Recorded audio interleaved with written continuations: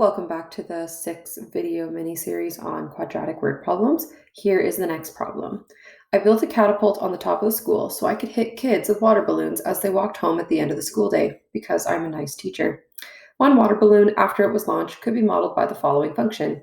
H equals negative 1 over 100 d squared plus 1/5 d plus 24, such that h represents the height of the balloon in feet, and d represents the horizontal distance the balloon traveled in feet.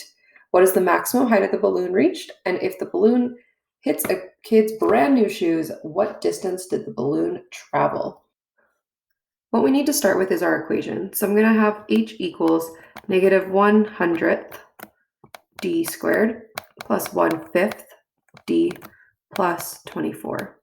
And what I'm going to do here is I need to find the vertex in order to find the maximum height.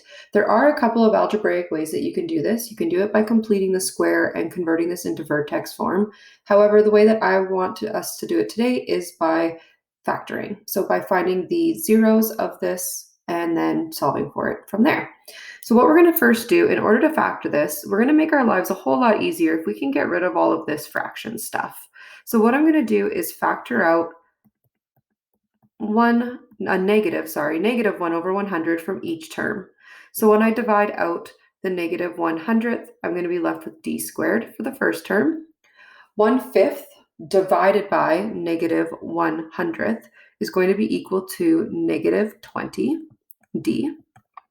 And 24 divided by negative 100th is going to be negative 2,400.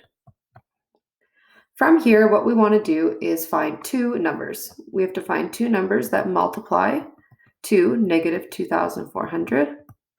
And the same two numbers we'll have to add to negative 20. So what we need to figure out is what two numbers are going to work there. The two numbers that are going to work here is negative 60 and 40. Because we have a trinomial here where the a value is equal to 1, we can immediately jump to our factored form. So h is going to be equal to negative 1 over 100. My first factor will come from my first number, so d minus 60. And my second one will come from the second number, so d plus 40.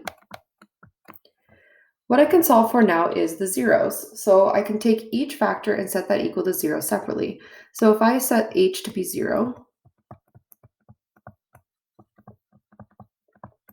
then I can take each factor and set them equal to 0 as separate values. So d minus 60 equals 0 will give me d equals 60. And d plus 40 equals 0 will give me d equals negative 40. So now that we found the zeros, this can help us find our vertex. However, what I've actually also noticed is that this is going to help me answer part B. If the water balloon hits a kid's brand new shoes, what distance did the balloon travel? Well, in general, if I was to just give us a visual of what this quadratic looks like, it opens down because my a value is negative, and it has a y-intercept at 24. So I have the y-intercept here at 24. What I'm going to assume, because of it being a water balloon being catapulted off a building, is that maybe we are going to reach some maximum height, and then gravity's going to take over and it's going to hit the ground. Well, if it hits a kid's brand new shoes right here, like so, then, and they're obviously going to be mad at me, but if I hit these kids' brand new shoes, that's going to be hitting them at the ground. So I need to know, well, what is this point? Guess what? We've already found it. It's right here. D is equal to 60, because when you're solving for the zeros, you're solving for the x-intercepts. The other x-intercept would be over here at negative 40. However, we don't really talk about distances being negative. Not in this question anyway. It doesn't really make sense. So this, even though it is a solution, it doesn't really make sense with the domain of our problem. The only one that really makes sense is 60. So this is actually the answer to B.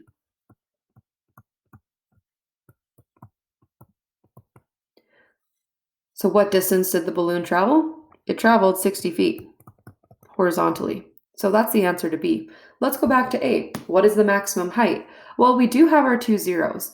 What we know is that the axis of symmetry for a quadratic is going to be halfway between those. So let's find the halfway point. The halfway point is going to be when we take the sum. So we'll look at axis of symmetry here. What we're going to do is we're going to find the sum of those two numbers and then divide by 2. We're finding the average. So 60 plus negative 40 divided by 2. What I get here is 20 divided by 2, and I get 10. So the halfway point is 10. This is going to be the x value of my vertex.